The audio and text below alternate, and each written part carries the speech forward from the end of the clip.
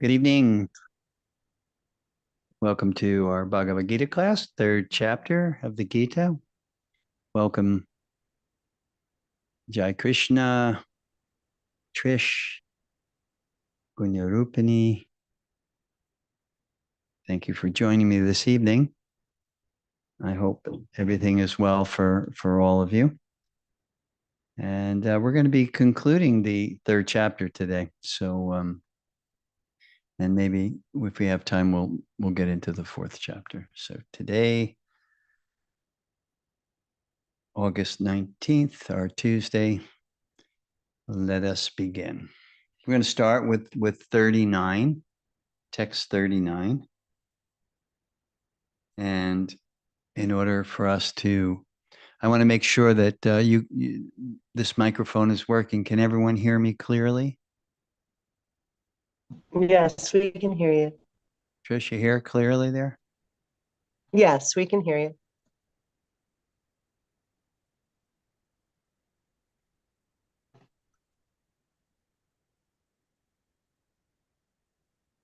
You're not hearing me because I'm not hearing you. I can hear you. Is it my microphone? Okay.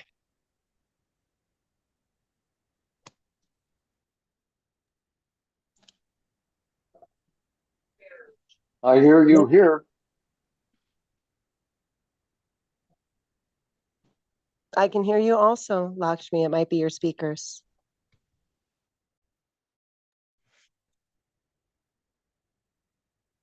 All right. Can you hear me now?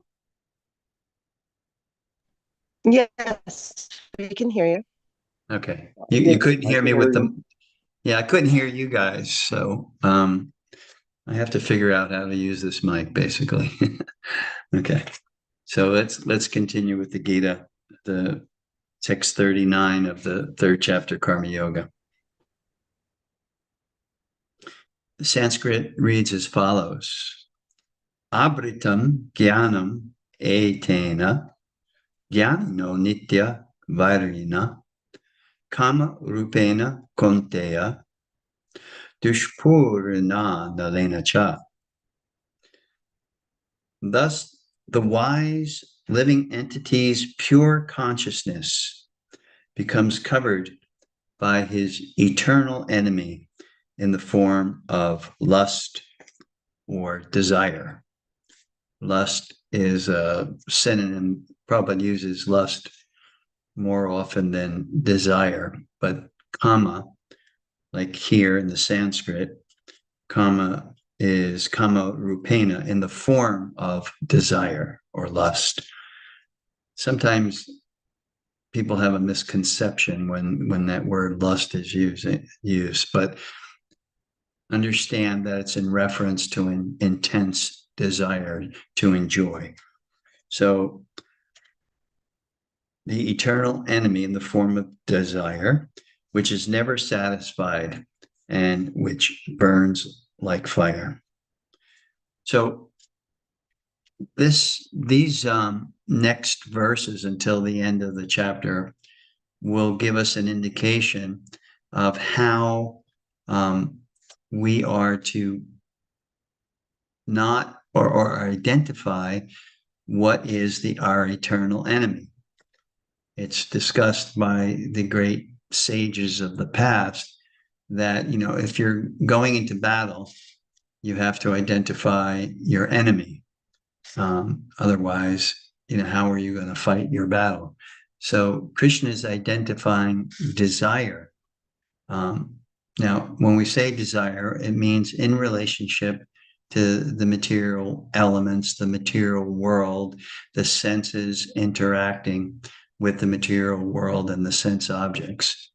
That's what Krishna is talking about. So he's saying that this intense desire to enjoy separate from one's relationship with God, with the Supreme, that's our enemy. That's the enemy that we are facing right now. That is the cause of our illusion.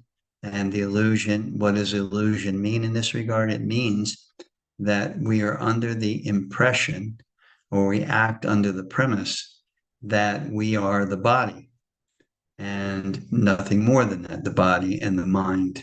And some academics use it body-mind complex when they're talking about Gita. So this is what is being discussed now, that the eternal enemy is this desire.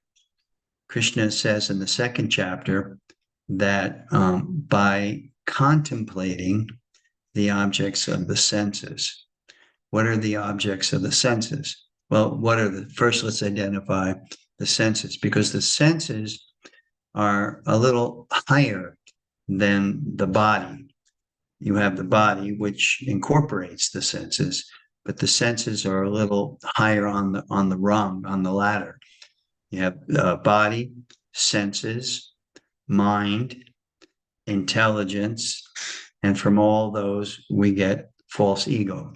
In Sanskrit, the word for false ego is ahankara. That means misidentification, meaning we misidentify our body as being who we really are. So due to that misidentification, we get consumed by our desires. And that's what Krishna is saying here.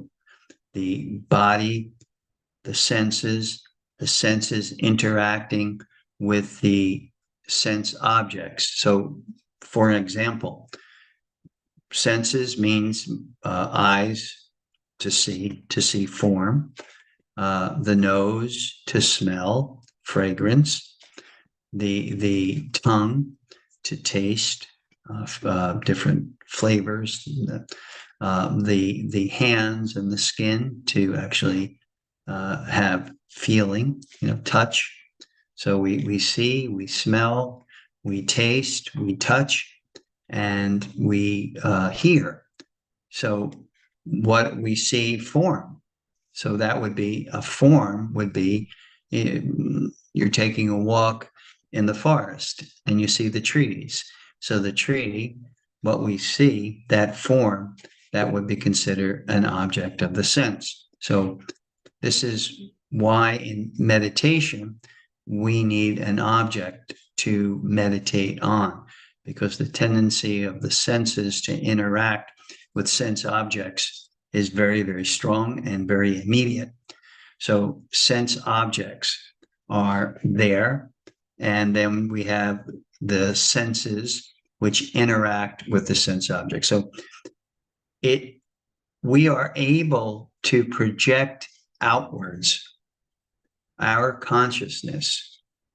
If we didn't have consciousness, we wouldn't be aware of anything. Consciousness means the awareness ability of the living entity. It has the ability to be aware of things that go around us. And we even have the awareness that we are aware. We can, if you understand that, awareness that we can see things and perceive things and take things in and process that. So the whole body, senses, mind, intelligence is all about the living entity, the Atma, the soul. Krishna refers to it as Jiva. The ability of the Jiva or the soul to interact with the outside world.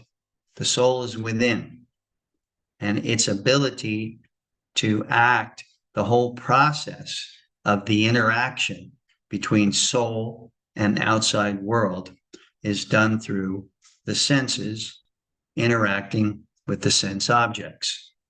Now, the senses interacting with the sense objects, the senses in and of themselves are not aware.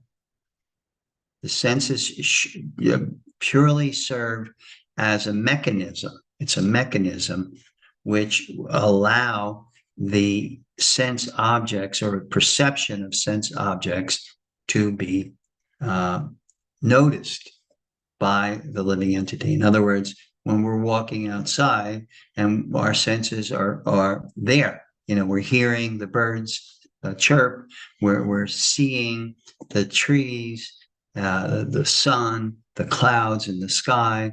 We're smelling the fragrance of the earth or flowers or whatever is there, where depending where we are. If you're walking in New York City, the fragrance, which is overwhelming, is marijuana. So, our senses are interacting, and it's giving us, it's the process, the mechanism by which we interact with the world around us.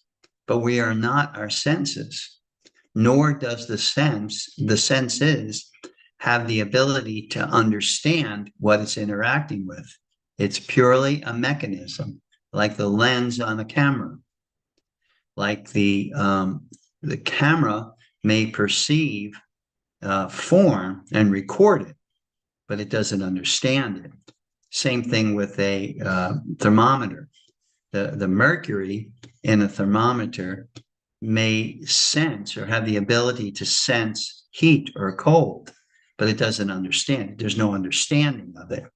So that's why we are not the senses. And we are certainly not the sense objects, because the sense objects are external to us as the individual entity that we are. So this is very important to understand. Senses understand that the object is there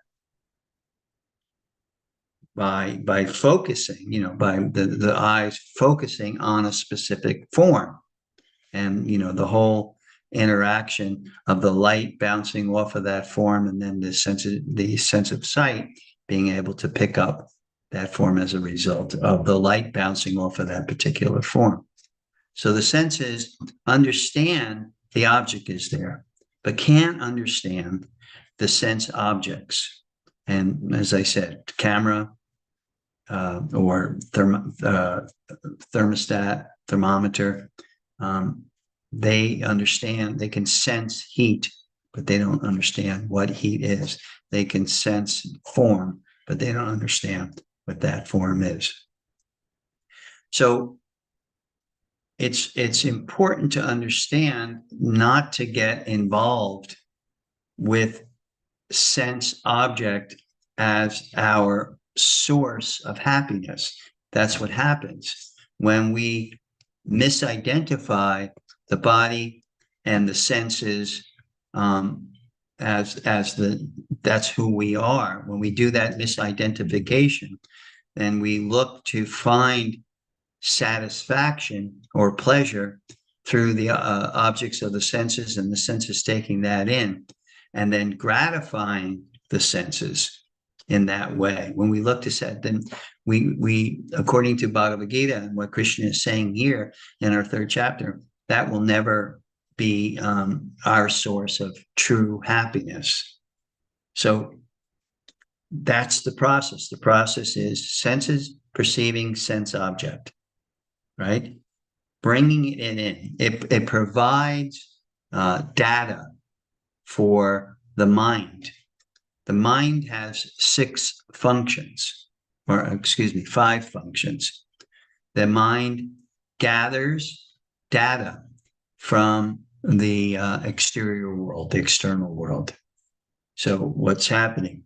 These perceptions through the senses are coming in.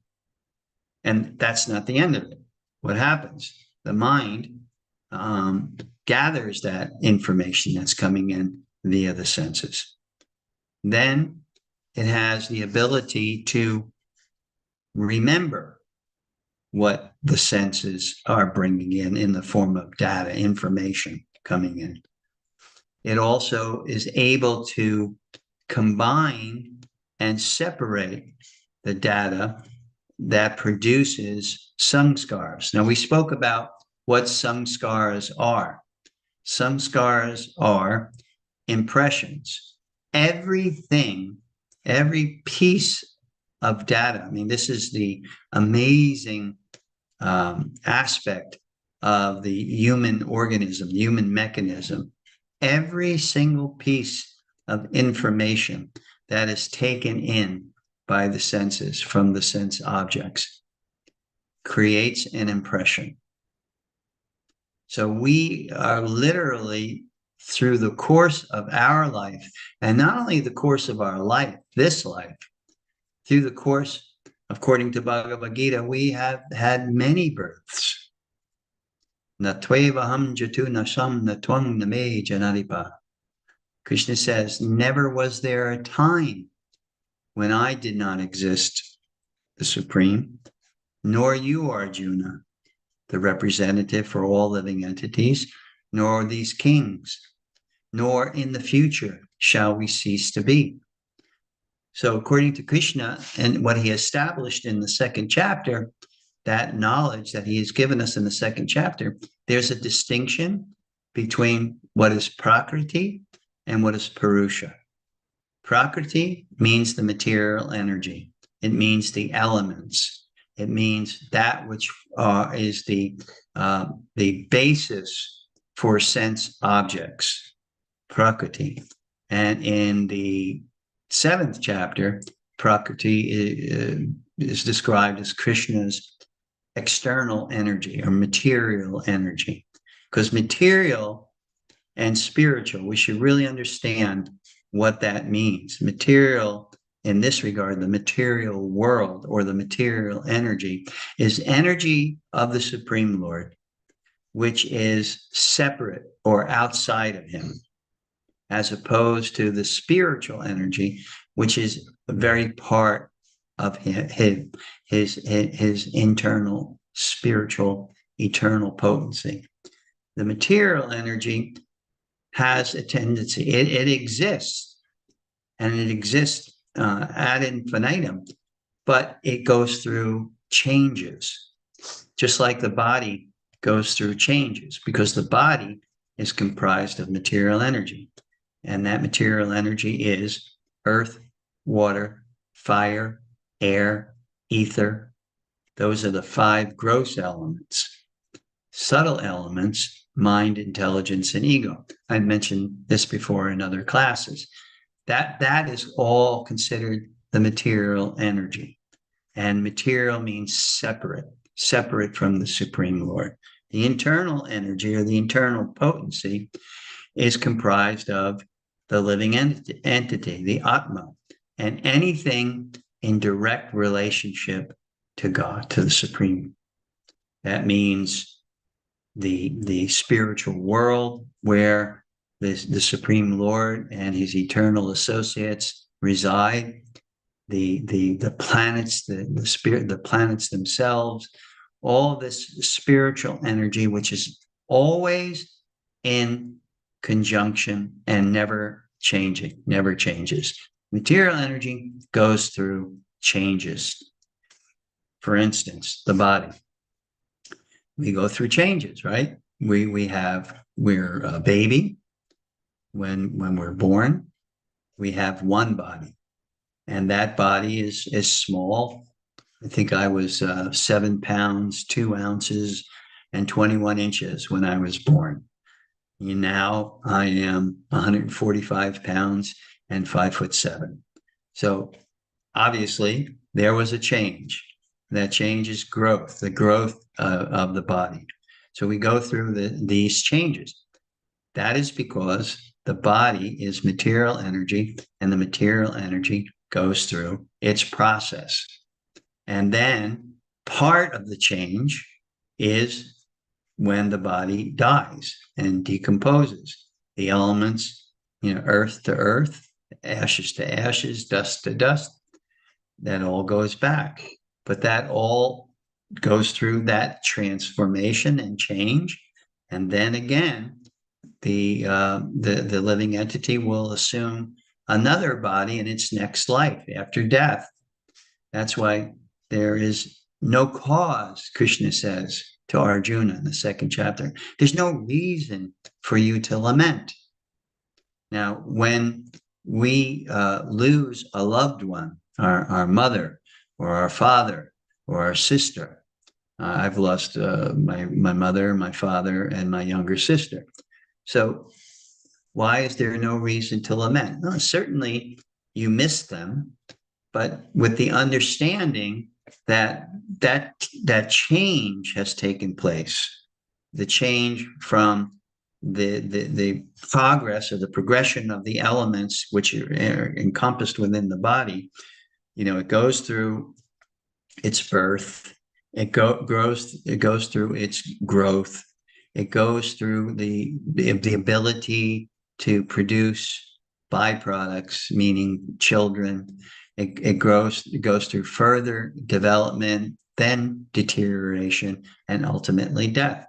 That is the material elements journey, while it has the presence of life. And life comes from the soul. Life does not come from matter. Life is produced when the soul is present and causes that whole transformation. So this is what we understand. So if someone is investing all of their time while they're in the body and trying to satisfy the senses, then it's considered a waste of the human form of life. There are many, many different species. In the Vedic text, it says there are 8,400,000 species. Not too long ago, I read where the scientists are now speculating there's over 8 million species. So they're actually catching up to what the Vedas are, the perception of the Vedas, which is coming directly from the Supreme Lord. They're actually understanding that what has already been extant for millions and millions of years, the knowledge that is already there, 8,400,000 species of life. So when the soul has its journey, goes through that journey, and eventually reaches human form of life, if we use the human energy, the human time that we have, the 70 to 80, 90 years of time in trying to gratify the senses, well, it's not going to happen. If we use our time in trying to satisfy our desires or fulfill our desires, it doesn't happen. That is why Krishna is given the whole process of yoga. It is a process by which we can understand who we really are. And we're not the senses. The senses are something separate. Like I said, the senses do not have awareness. They do not have the understanding, the ability to understand, the capability to understand what it is interacting with. It's just a mechanism. Krishna says that, yantra rudhani mayaya. It's a machine. The body and the senses are a machine made of material energy. So you see why Krishna is giving Arjuna this understanding as a cure for his depression.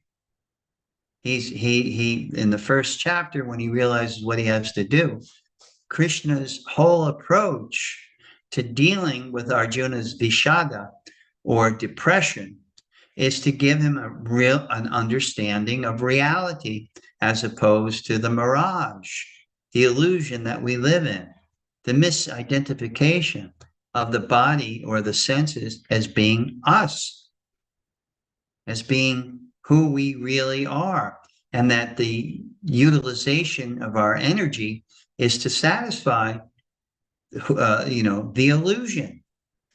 It's to try to come to grips with the senses and its objects, and try to satisfy the senses.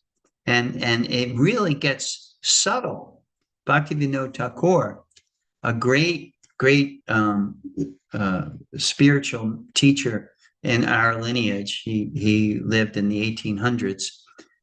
He says that sense gratification can appear this way. He gives us 11 ways to make extraneous endeavor to remain free from disease. He said that can become an attempt at gratifying senses. It's not that we don't live a healthy life. It's what happens when we try to do only that. you see now the trend is to put Botox in the face to make the face appear to maintain its youth. So when people get absorbed in trying to maintain a environment within us by which we can be satisfying our senses, it doesn't happen. Then desire for palatable food, the desire for wealth, the desire for followers. If someone is a teacher, specifically the problem with this in spiritual pursuit, someone wants to be the guru of so many followers. He wants followers, and that will provide me with a great deal of gratification. Wife and children, fame, victory, high birth in aristocratic family. And then from the Vedic perspective, you can even go to different planets, heavenly planets, they're called, where the standard and the quality of gratification is much, much greater. And even in the yogic process, the subtlety of gratifying one's senses is so difficult to perceive. It can manifest in the form of desiring mystic cities. So all these types of gratification, Krishna says in the Gita, this is not you, who you are, nor will it provide you with the ultimate gratification that you're looking for, the contentment and the happiness. So therefore, just trying to satisfy the senses through its interaction with the sense objects, it's not going to happen. And then the next up the ladder, we have the sense objects, we have the body, the senses, the sense objects. Up the ladder, the mind, like I said, the mind has its 5 functions of gathering the knowledge, the input that's coming in. It has memory, the ability to memorize what that data is. It has an ability to combine and separate all of that data, and it forms into samskaras, or impressions that stay with us for our entire life, and then classifies those impressions according to their qualities and simplifies, it reduces its complexity. So, and then the 5th thing that the mind is, it has the reasoning ability, and that means accepting and rejecting. The mind has the ability to accept that which is favorable and to reject that which is unfavorable. But we're not the mind either. We're not that process. That, again, is part of the mechanism, the workings of the mechanism, which allows us to interact, the spirit soul, to interact within this material world. It's part of the mechanism, and it's the seat of desires. When we have desires, it comes from the mind and its interaction. Krishna says in the Gita, and when one contemplates the objects of the senses, then from that contemplation is an attachment. And that attachment increases, is the source of and increases intense desire to actually enjoy that attachment, that which we are contemplating. But that process does not provide us with the happiness. The spirit soul, which is the source of awareness, the source of consciousness, is spiritual. It's an internal energy of Krishna, and it cannot be satisfied by the external energy. It can only be satisfied by its interaction with the internal energy. The internal energy, the interaction with the internal energy, is the true source of happiness for the spirit soul. What is that interaction? It is the relationship that can be formed or rekindled through process of yoga with the absolute reality, meaning God, his energy. In this way, we can interact with that understanding, with that relationship. So it's not that everything about the senses and sense objects and the mind is wrong. It's about the perception of it and the understanding of it and how it's used. For instance, we can every day I go pick roses out in our garden. So there's a perception of rose, not Rose, who was attending class, but the perception of a rose, a flower rose. And that perception can be materialized by saying, this is for me. So that perception means my world and my perception is all me based. It's all that, it's egocentric. Who I am, what I am, everything is meant for my enjoyment. That perception is considered a material perception. And that perceiving the world around us cannot provide us with ultimate happiness. It may provide you with a sensory experience, which, due to misidentification, would be deemed or determined as happiness. For instance, there's no doubt if you eat a nice meal and it's well prepared and it's very tasty and it's hot, if it's supposed to be hot, or if it's cold, it's supposed to be cold. It has all the right elements which make it a good meal. There's no doubt that there's gratification there, but that gratification is temporary, number one, because whenever we have desires and we focus on trying to fulfill that material desire, or due to the interaction with the external world, that desire is not fully satisfied, because doing something to fulfill a material desire only creates another impression. And what are these impressions, these samskaras? They keep coming up, and they're the cause of our inclinations and desires.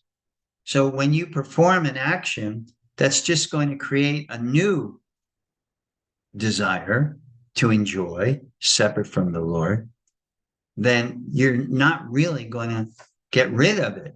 There's a whole philosophy that, if you just, go for it and try to fulfill that desire, then that desire will go away. No, it doesn't go away. It remains, because what you've done, again, due to the interaction with the senses and the sense objects to try to fulfill that desire, what you've done, you've created another samskara. It may be slightly different, but it's still along the same lines as the original desire that caused. And there's a perpetuation of that cycle. So that what happens is desire on the material sense is cyclic. It just keeps happening again and again with no real fulfillment, because the living entity, as I said, is spiritual by nature. It can only be fulfilled, santosh, content, with its interaction with the spiritual energy, not the material energy. So the mind does all of these things, and the mind has 10 states. There are 10 states of mind. The first one is called kama, or what Krishna is describing here. It's a state of mind, desire, intense desire. Then it has a second state of mind, sankalpa. That means imagination. When we daydream or we wander, or if we're creative, we're always creatively thinking of things and seeing certain interactions in different ways. But that's a state of mind. And in Patanjali's Yoga Sutras, he describes that state of mind, that creative state of mind, as actually being a distraction from meditation. Then third, vichikitsa. That means doubt. This doubt is a state of mind. And doubt usually can only be satisfied by knowledge. Just like, why did Bhagavad Gita appear? Why did Krishna manifest the Bhagavad Gita? Because, unless and until we reach a level of realization of all the things that we're talking about, the soul, the prakriti, the material energy, unless we come to the point of full realization of this, we will not truly understand it. So that's why Krishna has given in an encapsulated version the Bhagavad Gita, so we can understand that and how do we deal with the state of mind of intense desire? Well, Krishna says by dovetailing your interaction with the objects of the senses and seeing in its relationship with the Supreme. That is really helped by gratitude, the attitude of gratitude. Once we have gratitude, we can see in a clearer perspective. Gratitude is more the mode of goodness and gives us a greater clarity. So we see that we're really not the creators of the world around us. We're just part of it. We've just been dumped into it due to our desire to enjoy apart from the Supreme. And then we're here. So this is, all. So the states of mind that Krishna is talking about, intense desire, imagination, another, doubt, attention, or on the other hand, the opposite. What's the opposite of attention? Inattention or negligence. States of mind. Resolution, that's like a determination. And then what's the opposite of resolution? Determined, you waver. You're not determined, you waver. That's also another state of mind. Then there's shame, state of mind. And then D, or devotion. And finally, fear. These are the 10 states of mind that is produced, by our interaction under the influence of false ego. All of these. So the mind, which is the sitting place of desire, where the desires come in, has to be dealt with. Why do you think that the process of yoga, the main object of yoga is meditation? In the Hatha Yoga Pradipika, it says that the performance of Hatha Yoga or asanas without it leading to meditation is not yoga at all. What does Patanjali say about yoga? Yogas chitta vritti nirodha. And that means that the yoga, that's a very succinct definition of what yoga is. Yoga is the calming of the mind. Because the mind churning with all of these desires to enjoy, it's not peaceful. It's actually very, very turbulent. It turns. It's constantly turning, constantly churning. Sanskrit word for that in the Yoga Sutras is vritti. These vrittis are constantly upon us, turning and churning. And it creates, did you ever just try to sit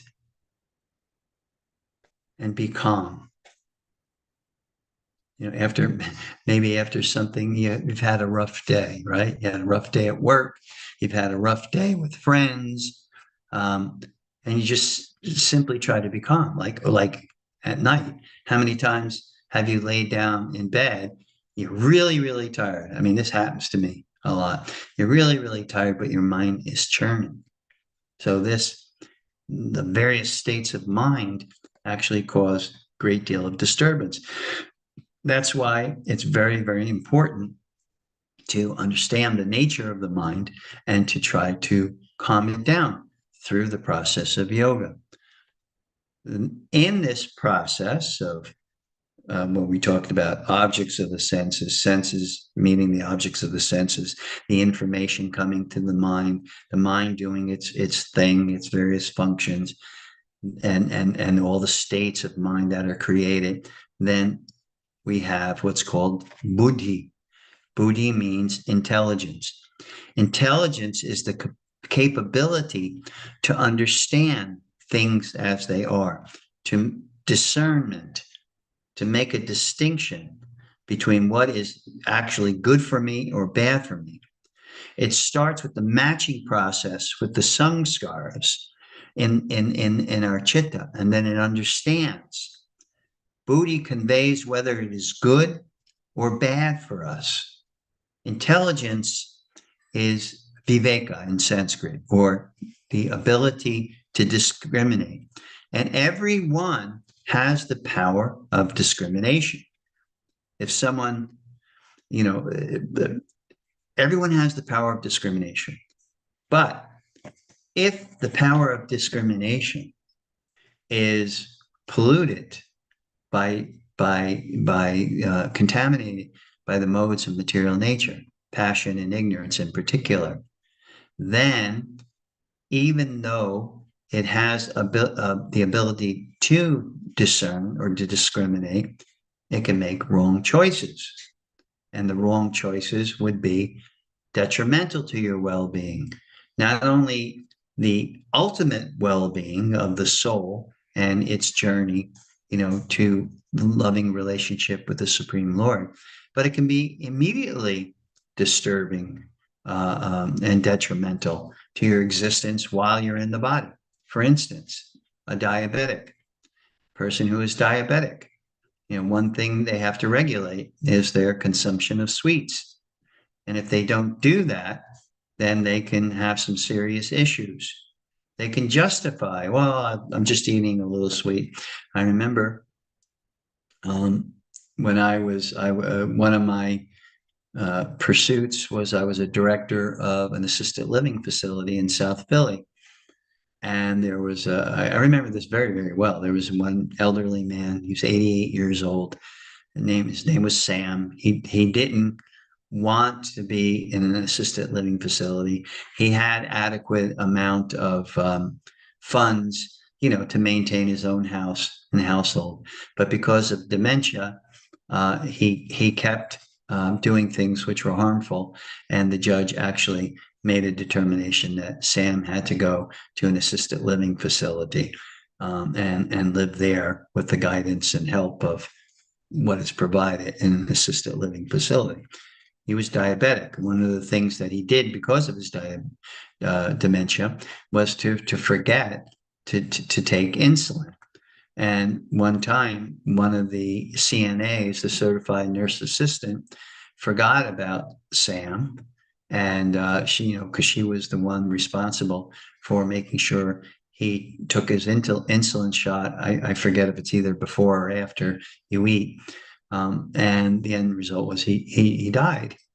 So, Sam ate what we often caught him eating things that he wasn't supposed to do. So a diabetic can eat things that they're not supposed to do. And their intelligence, when it's permeated by desire, then that discrimination power can be detrimental to the well-being. What to speak of our ultimate well-being?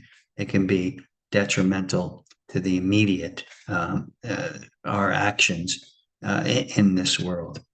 So the intelligence is a very, very important aspect, and it's universal. Everyone has intelligence, right? Everyone can recognize lying, Like if someone lies to you, do you like it? And usually the answer is no, I don't like it. So intelligence would say, you don't like it when someone lies to you. Why would you lie to somebody else? Intelligence can make that determination if the intelligence is purified. That's the whole point of Dharma. Dharma is to give us a structure of action so that we can utilize our intelligence properly, so that ultimately we will continue repeatedly to do the right thing, to make the right choices.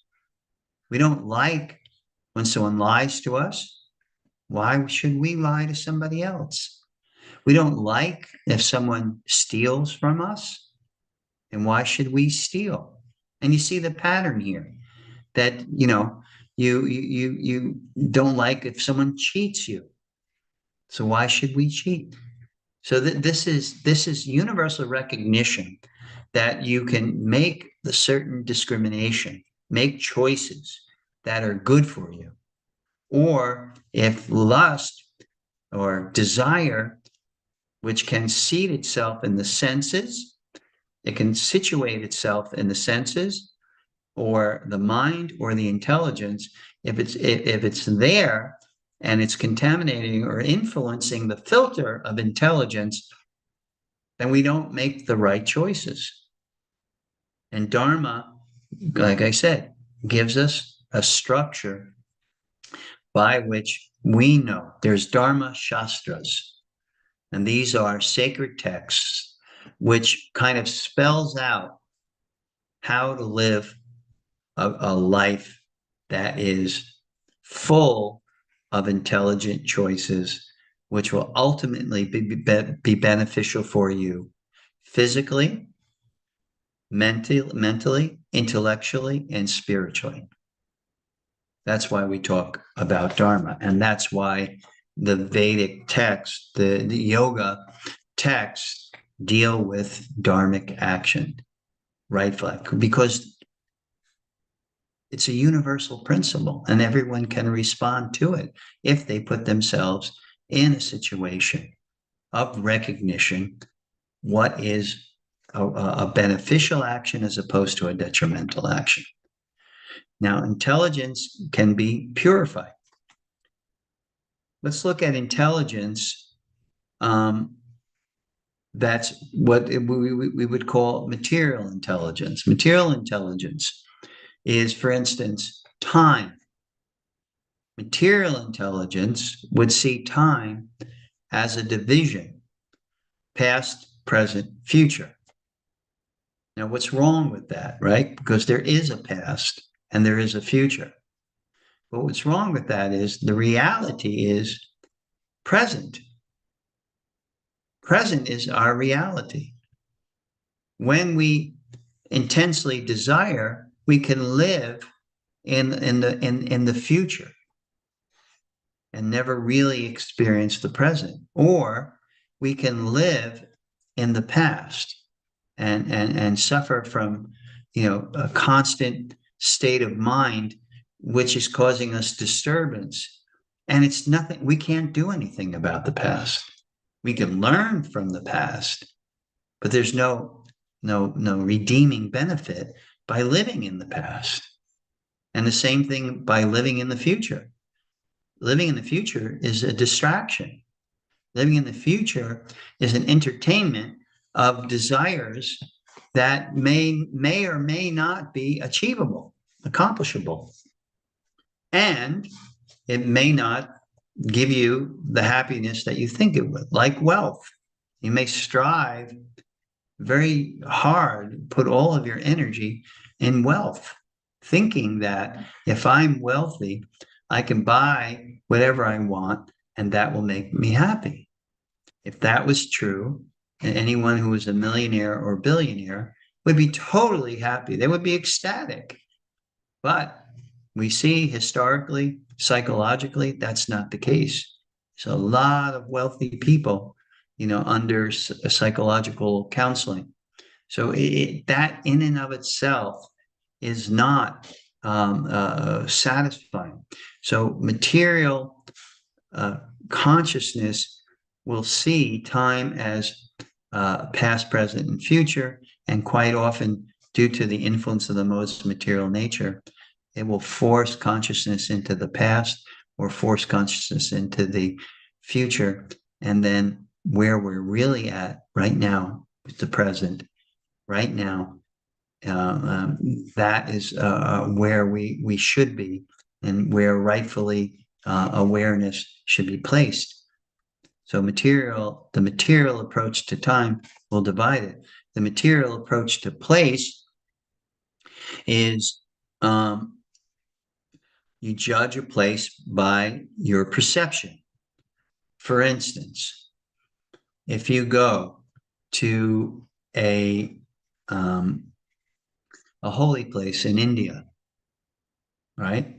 And many of you have been to holy places in India.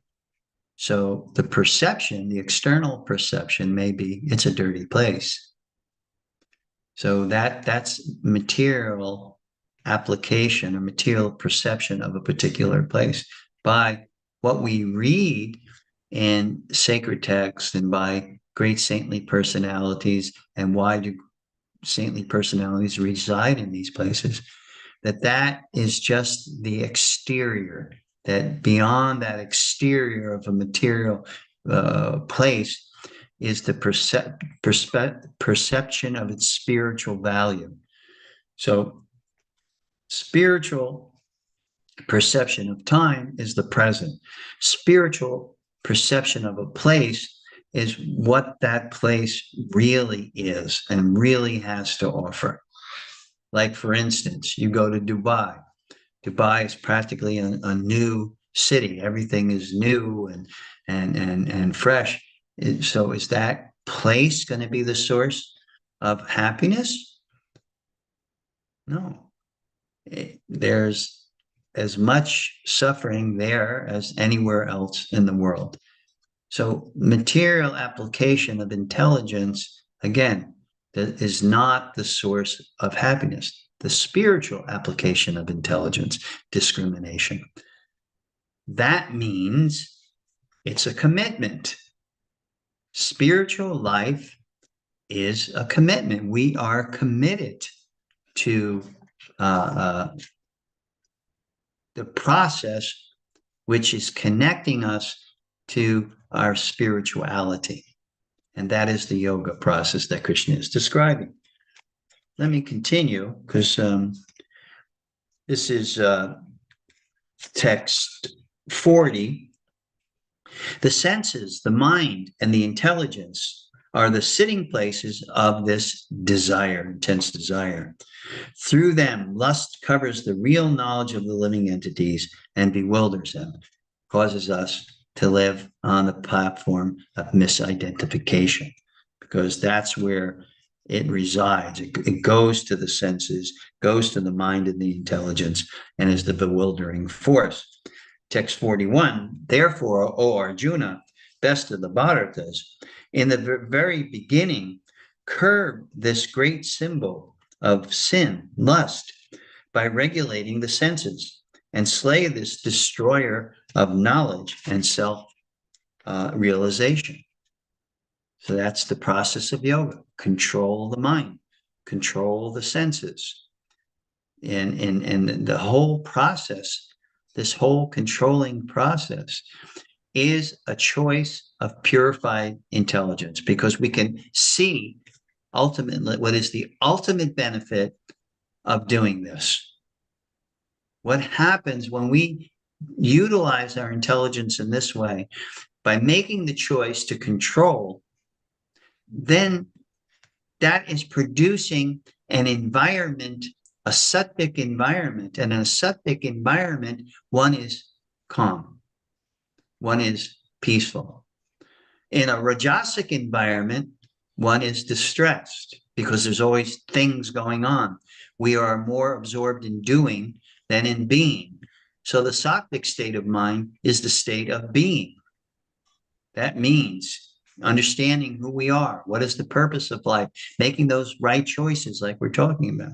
Where the process of doing passion, that is always pushing, and creating disturbance. And then that disturbance is the sitting place, becomes the sitting place for intense desires. Text 42. The working senses are superior to dull matter. Mind is higher than the senses. Intelligence is still higher than the mind, and the soul is even higher than the intelligence. So the point is, if we can utilize the intelligence to connect, to make the choices, the discernment, the discrimination, where we are creating the state of mind which links us up with the true nature of the soul. What is yoga? To link, right? To connect, union. It links us up with the creation and the utilization, the creation of a mindset and the utilization of our intelligence to make choices that will help us to link up to our true source of happiness. When Patanjali, he says, Yogas Chitta Vritti Nirodha, that the peaceful mind, calm mind, that is yoga. And then when he says, when we achieve that state, that is where happiness is. And in Bhakti Yoga, it goes a step further. It goes much further than just achieving an understanding of the true nature of the self. What is the function? The function or the action of our true nature, the self. And that is Bhakti Yoga. Bhakti Yoga is the natural action or function of the self. And when we make the choice, Bhakti Yoga is to create the environment, internal environment that helps us to make the choice of using our intelligence to say, no, this is not beneficial to my spiritual advancement. Yeah, this is. That's why in Bhakti Yoga, Krishna deems that or states that are the regulative principles of freedom. Krishna says when we are able to regulate ourselves, that's when freedom is achieved.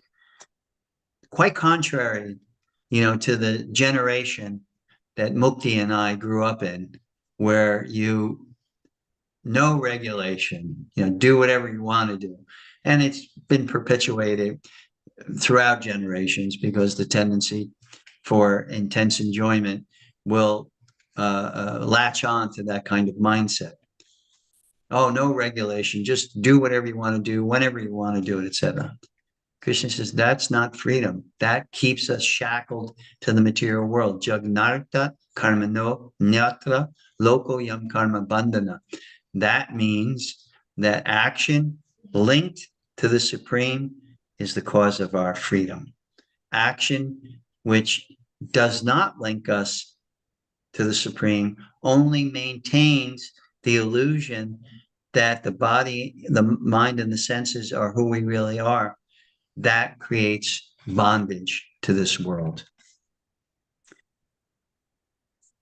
And the last verse, we're concluding chapter 3, and the last verse reads, thus knowing oneself to be transcendental to the material senses, mind, and intelligence.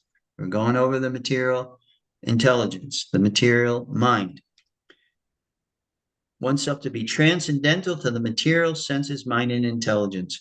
O mighty armed Arjuna, one should steady the mind, nirodha, as Patanjali says, steady the mind by deliberate spiritual intelligence. And that is the whole process of Bhakti Yoga. Bhakti Yoga can be determined as deliberate spiritual intelligence, or the deliberate use of intelligence in making choices that have ultimate benefit our ultimate benefit in mind. There's Shreyas and Preyas. Preyas means immediate benefit. Shreyas means ultimate benefit. So we are able to utilize our intelligence.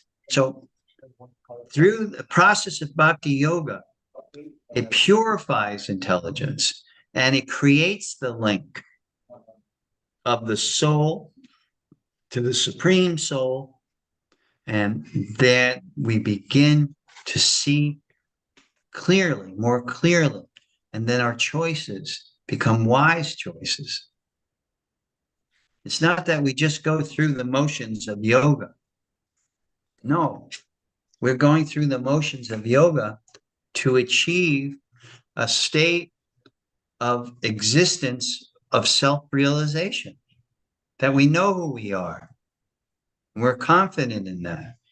And we're able to act on that platform, on the platform of the self. And intelligence, which becomes purified, helps us to do that, helps us to become in that regard.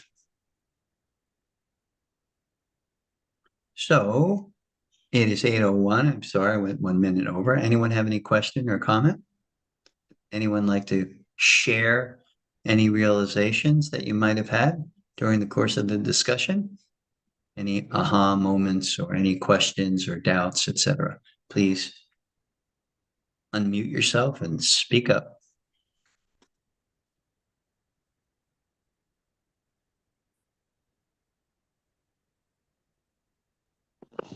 Hi, Lakshmi. Hi. So I like your use of linking. I hadn't really thought of it in that way, meditating on and being the observer, but I like the idea of thinking about it as a link and always accessing it, because my bhakti was always more about, unconditional love. That's kind of what led me down this path, because I have a very large capacity for that, It's not something take or give, it just is. And, this year I had to, change my life a lot. And by staying away from certain, people or situations where there was always things going on. And, this is the place where people are always, enriching themselves constantly, So, finding new friends, and thank you so much for these classes, because it's helping me, find my way in this new path, and it's good for me to take all this time this year since, the beginning of January, just to be by myself and stay away from any other influences that, you just have to put a pause button on. Yeah, I mean, that's exactly the direction I took when I started my journey. I hung out with a pretty tough and wild crowd, and when I realized that wasn't the direction I wanted to go in my life, it was okay when I was 18, 19, 20, etc. But that wasn't where I wanted to end up. That wasn't, so I had to take that step back too, and you regroup and you examine what are your priorities in life, what do you really want to gain out of life. So bhakti oftentimes is oversimplified in the sense that devotion, people throw that word devotion, but it really means, in the Garuda Purana, it states that bhakti means devotion to God. And our ability to have devotion to other people and other situations it's like watering the root of a tree.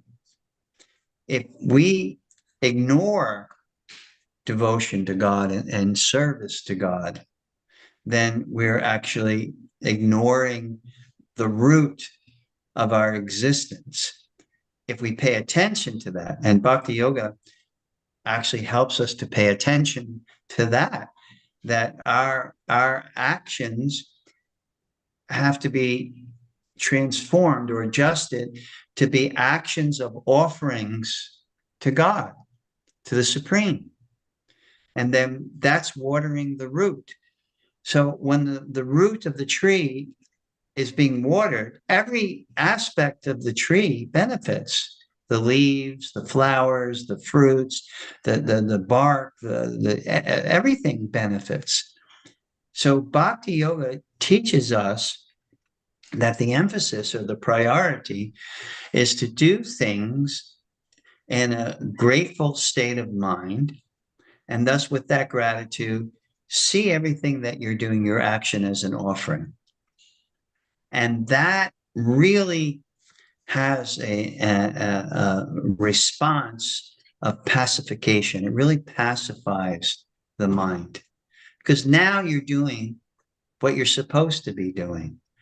You, the eternal living entity, are doing actions that are connecting you to the supreme eternal entity. So therefore, that action also assumes that quality of eternal Satchit Ananda, the nature, the constitution of the supreme energy and the supreme Lord, and the Jiva is Satchit Ananda, eternity, knowledge, and bliss. So what happens is those actions actually take on that quality of eternity, knowledge, and bliss. So those actions are akarmic. There's no reaction in this material world. When you pick a flower and you offer it to Krishna and then you smell it, you're getting purified, as opposed to taking that same flower and just smelling it for your own gratification and ignoring who the origin of all this actually is. It's not a difficult thing in one sense, but it's difficult because we're habituated to do things in a very self-centered way. That's the nature of ego. Ego means I and mine. I am this and this is mine. That's ego. So we do things in a very self-centered, false, egoistic way. And that's what we're conditioned. Process of bhakti yoga just turns on the light switch. Okay. And help us to see the connection.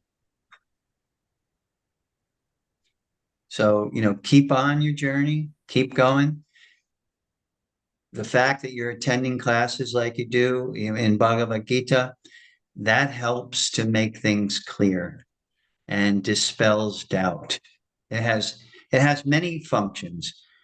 Clarity, because just the hearing of Gita produces a sattvic mind. It gives clarity, and it helps us to free ourselves from doubt. Why am I doing this? Why am I studying Gita, or why am I chanting, or why am I going to, these programs and like that? It frees one from doubt. And that's because it's purifying. It's purifying the intelligence, and you're therefore recognizing the value and appreciate the value in what you're doing. So right. Thank you. And the horses, purifying the horses for the chariot. Right. I love the imagery. Right. Yeah, it's a great image. The horses, the chariot, the reins, the chariot driver, God is the driver, and the passenger, which is the soul. So anyone, thank you, Trish. Thank you for that, sharing that. Anyone else have anything they would like to share with the people that are in attendance? Just offering my gratitude again, Lakshmi. Thank you, Mukti ji. Thank you. Hey. I just want to remind everybody also that this Saturday we're having the love feast here at our house, Saturday the 23rd, beginning at 5 p.m. There'll be lots of kirtan. I'll speak a little bit, and then of course we'll have a wonderful vegetarian feast that's offered to Krishna. And so please come if you're in the area. And if you're not in the area, well, Come anyway. Buy a ticket. Come on, Bindu. You can come down here and hang out with us. Jai Krishna, I know you're dying to get back here, and I'm sure Krishna will bless you with that, fulfilling your desires. Buy me a ticket. I'll be there. Yeah. I'm trying to get up the money to buy a ticket to Puerto Rico so I can go to the Rath Yatra in December. December 27th is the Puerto Rico Rath Yatra. Actually, I'm planning to go there for that. Oh, wonderful. I hope to see you there. Give you a big hug. And I will see Triana de la Cruz. See her and her beautiful baby boy, Sham. Rose, did you have something you wanted to share with us? Oh, just first, thank you very much for this beautiful lecture. And about the synchronicity, um, I started my class today. After we turn on the TV, there are the morning news, Mm-hmm. and then after that, at the end, they ask for a minute of silence. And I realized that the kids are always like talking, whispering. They don't take that as a minute of silence. So I decided to talk to them about mindfulness, taking a deep breath, using that 1 minute to meditate. So I was talking about what you just said, the Yoga Sutras of Patanjali, Yoga Vritti Chitta Nirodha. So, and now I hear you saying it, like reinforcing. Thank you so much. Oh, you're welcome. I'll tell you a little story. I was a teacher in high school in Paterson, New Jersey. And after I left teaching, retired from teaching, I did some substitute teaching. And I was in this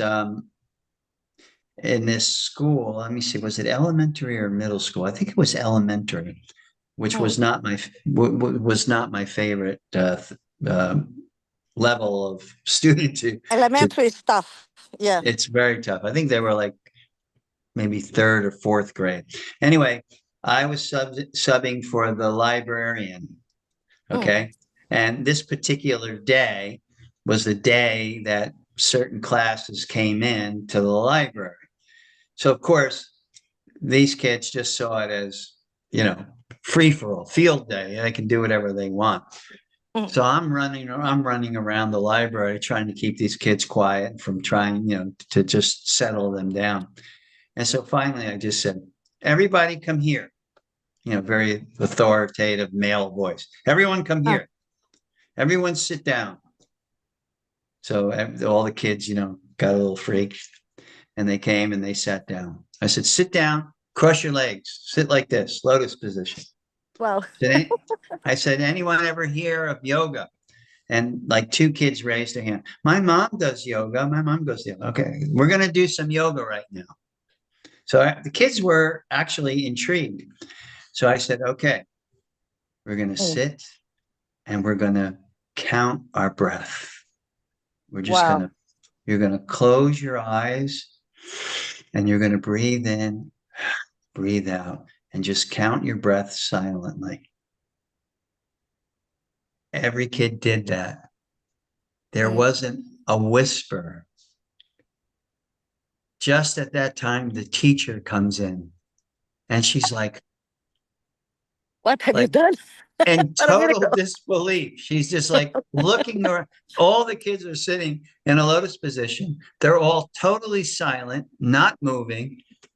And she said, what did you do to these kids? And I said, I'm teaching them meditation.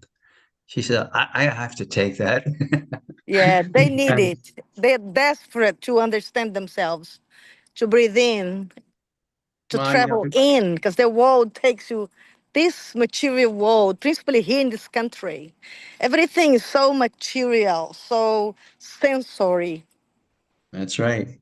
Everybody's And and desperate. and and this, Oh, yeah, the weapon of mass distraction. absolutely. That's I see. I take my son. My son goes to Bach Middle School Visual Arts now in West Palm Beach, and I have to bring him to the train station every morning. All the kids, they're all sixth, seventh, or eighth graders. All the kids on their phone. If they're interacting with each other, it's on the phone. It's or through the they're phone. sitting by themselves on the phone. Yeah, it's a tough world that they have to contend with, and our hope is that, and our hope and our prayer is somehow or another we can teach them to rekindle the love relationship that they have for the Supreme Lord, and that will make them happy instead of Reblocks or Roblox, whatever it's called, and all these other games. Yeah, I think it's a matter of time.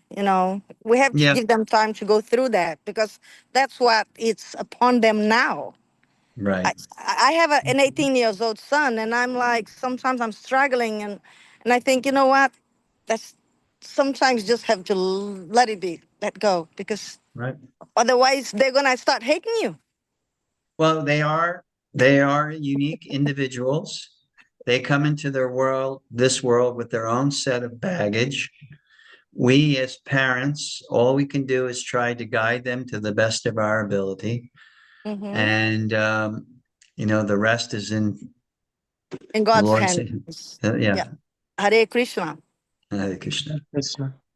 Thank you so much, folks. Thank you for giving me your association this evening. I appreciate it greatly.